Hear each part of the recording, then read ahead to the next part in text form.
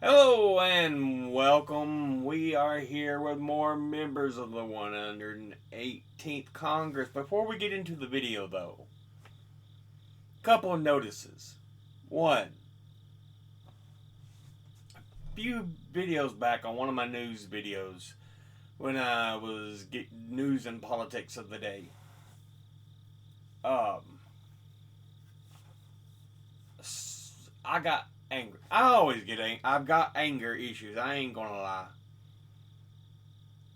But something really irritated me, and I said they can fuck off and die. I didn't need to say that. I mean, they can fuck off all they want, but the addendum second part, no, I didn't need to say that. I need to do better on that. That was my bad. And two, I am almost at 200 subscribers. Awesome. Anyway, with, with that said, let's get into the video.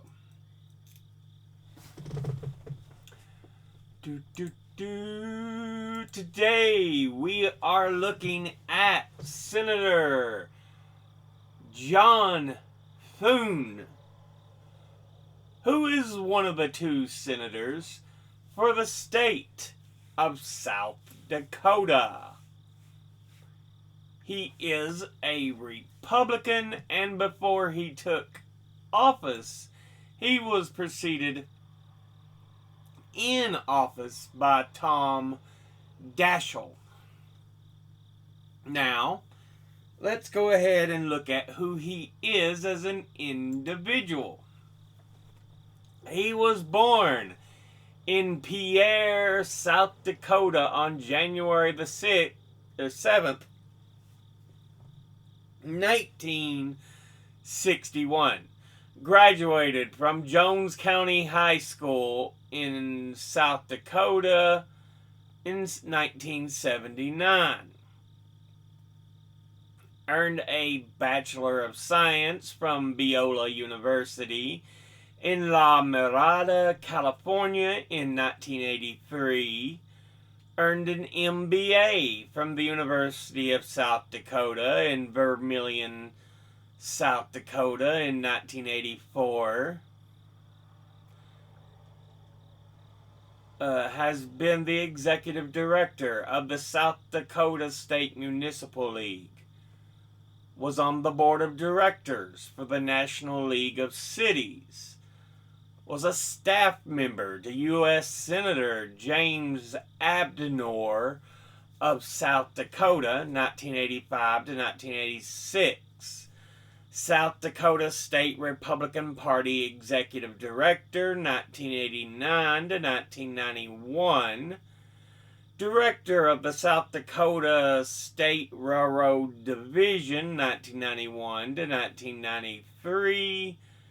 Director of the South Dakota State Municipal League, 1993 to 1996.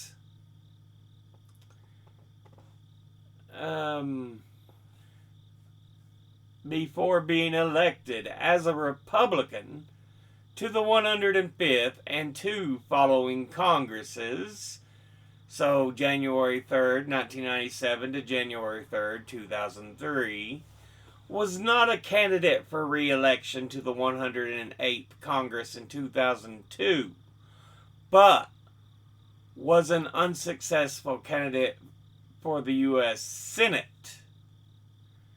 Before being elected as a Republican to the U.S. Senate in 2004.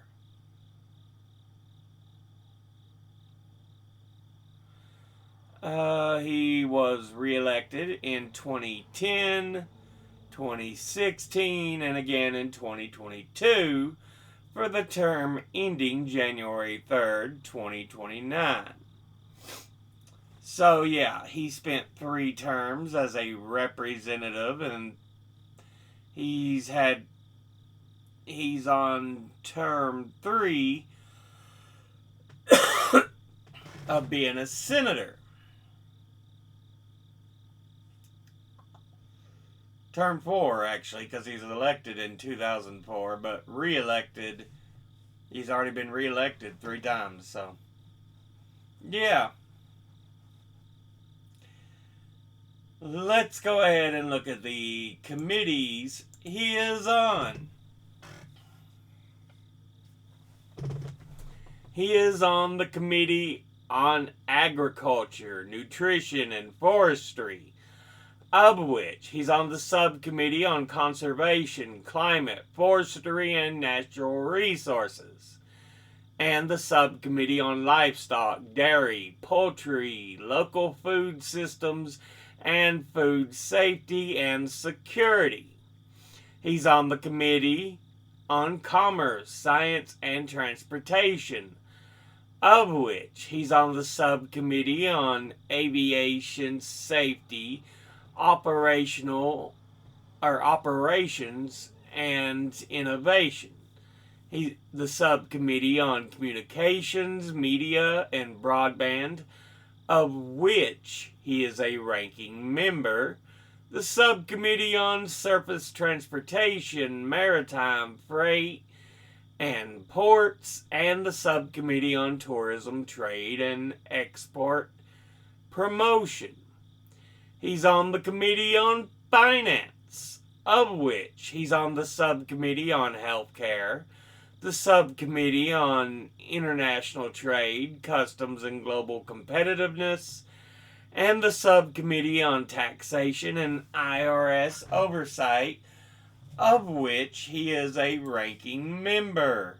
Now, let's go ahead and look at his top 5 industry donors over his career.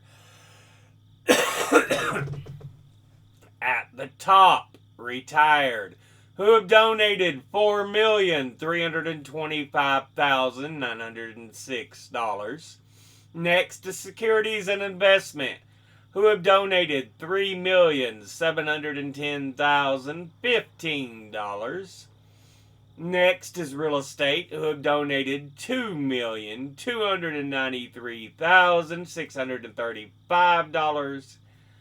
Next is Health Professionals, who have donated $1,707,683. And fifth is Leadership PACs, who have donated $1,700,715. Now, let's go ahead and look at his top 5 individual donors and contributors over his career. At the top, number 1, we have Sanford Health, a non-profit integrated healthcare delivery system headquartered in Sioux Falls, South Dakota, with additional offices in Fargo, Bismarck, North Dakota, and Bemidji, Minnesota. It manages multiple ground ambulance services across North Dakota, Minnesota, and South Dakota, and with both fixed wing and rotorcraft air ambulances in Bemidji, Bismarck, Dickinson, Fargo, and Sioux Falls, and was founded in 1894. Altogether, it has donated $178,348, and once again, that's Sanford Health. Next, at number 2, we have Club for Growth. It is a 501c4 fiscally conservative organization active in the U.S. with an agenda focused on tax cuts and economic policy issues, with its largest funders being billionaires Jeff Yass and Richard Uihlein. The club has 2 political arms: Club for Growth PAC, a traditional political action committee, and Club for Growth Action, an independent expenditure only committee or super PAC. According to its website, its policy goals include cutting income tax rates, repealing the estate tax, supporting limited government and a balanced budget amendment, entitlement reform, including Social Security reform, Medicare and Medicaid reform, tort reform, school choice, and deregulation. And in 2003 to 2004, it was the single largest funder for Republican House and Senate candidates outside of the Republican Party itself. The group has opposed government action to curb greenhouse gas emissions and called on President Trump to exit the Paris Climate Agreement. The Club for Growth PAC endorses and raises money for candidates who meet its standards for fiscal conservatism. According to Politico, the Club for Growth is the preeminent institution promoting Republican adherence to a free market, free trade, anti-regulation agenda, and The Guardian described the group as one of the biggest backers of Republicans who voted to overturn the results of the 2020 U.S. presidential election, having spent around $20 million on their campaigns in 2018 and 2020. Altogether, it has donated $155,497. And once again, that's Club for Growth. Next, at number 3, we have the Capital Group Companies. And they are an American financial services company that ranks among the world's oldest and largest investment management organizations, with over $2.6 trillion in assets under management. It was founded in Los Angeles, California in 1931 and is privately held and has offices around the globe in the Americas, Asia, Australia, and Europe. Capital offers a range of products focused on active management, including more than 40 mutual funds through its subsidiary, American Funds Distributors, as well as separately managed accounts or collective investment trusts, private equity, investment services for high net worth investors in the U.S., and a wide range of other offerings for institutional clients and individual investors globally. Altogether, they have donated $145,382, and once again, that's Capital Group Companies. Next, at number 4, we have Volunteer PAC. Honestly, I couldn't find much on who they are, if anything. All I know is more often than not they donate to Republican candidates in election cycles. Altogether, they have donated $142,500. And once again, that's Volunteer PAC. Finally, in 5th, we have NextEra Energy. And they are an American energy company with about 58 or 58 gigawatts of generating capacity, 24 of which were from fossil fuel sources, revenues of over $18 billion in 2020, and about 14,900 employees throughout the U.S. and Canada. It is the world's largest electric holding company by market capitalization, with a valuation of over $120 billion as of November 2023. Its subsidiaries include Florida Power and Light, NextEra Energy Resources, NextEra Energy Partners, Gulf Power Company, and NextEra Energy Services. Florida Power and Light, the largest of its subsidiaries, delivers rate-regulated electricity to approximately 5 million customer accounts for an estimated 10 million people across nearly half of Florida, and is the third largest electric utility company in the United States. NextEra Energy Resources, together with its affiliated entities, is the world's largest generator of renewable energy from wind and solar. In addition to wind and solar, NextEra Energy Resources owns and operates generating plants powered by natural gas, nuclear energy, and oil.